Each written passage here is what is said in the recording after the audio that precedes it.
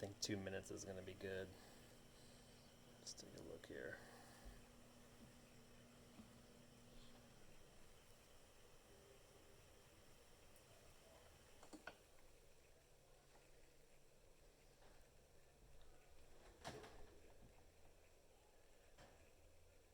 The lens bent a little bit, so there's that. Definitely made in, I don't know if it's the lens. It looks like it's the lens here. Yeah, definitely the lens.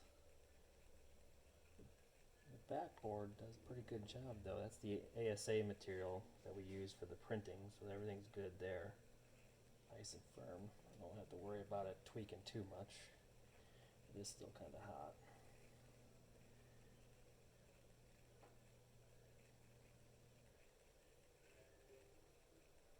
Alright, I don't think it's fair to fire these up while they're still wet, so what we'll do is we'll let these dry for a little bit and then we'll fire it up. We'll take a look, see what happens. I do know I put the marks on here, and that was to indicate like where the dead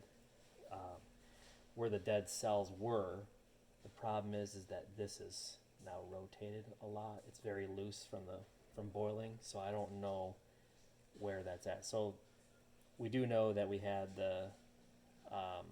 there were 3 segments that were out after the outdoor testing. So if we have more than 3, then we know that you probably don't want to boil these, but hopefully most of you are not planning on giving these things a bath in 200-degree water. So we'll let these dry up, and then we'll fire them up, see what happens.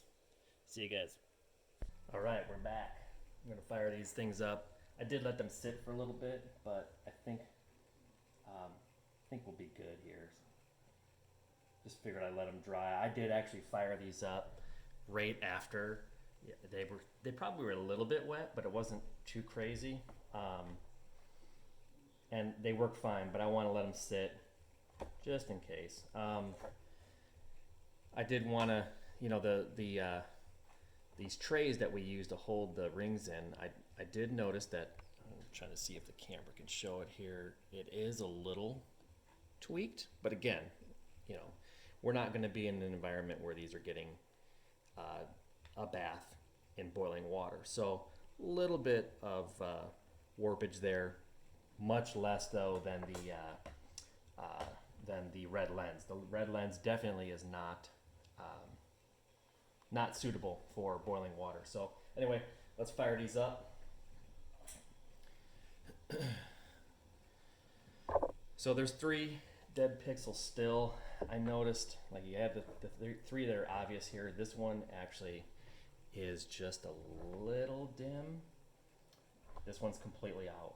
This one's completely out. I know we had a couple that were completely out, and then this 3rd one was during the other testing.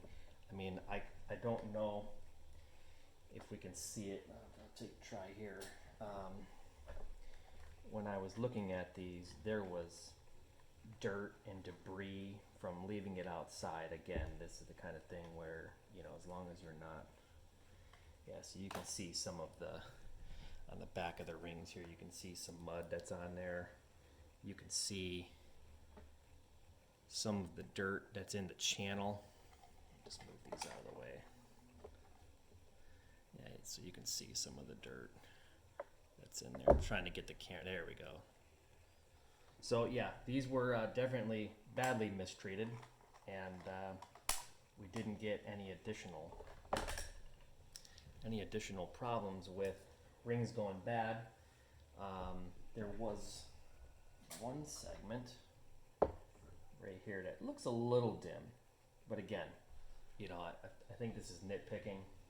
I think that this option with having this carrier, this guy right here, this plastic piece, I think this is going to be huge.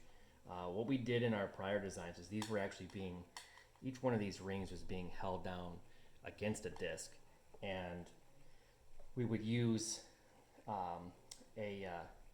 like 3 wires to kind of hold them. They were very thin wires, but we would use the 3 wires to kind of hold those out. And I think with the board tweaking and bending, combined with, you know, the rings doing the same thing, I think it just wears and beats on the ring over time, and that's how we get these failures. So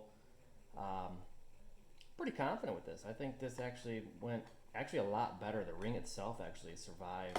I mean, there's no issues with this. I don't notice anything about the ring that's any different. So anyway, that's what happens when you boil them.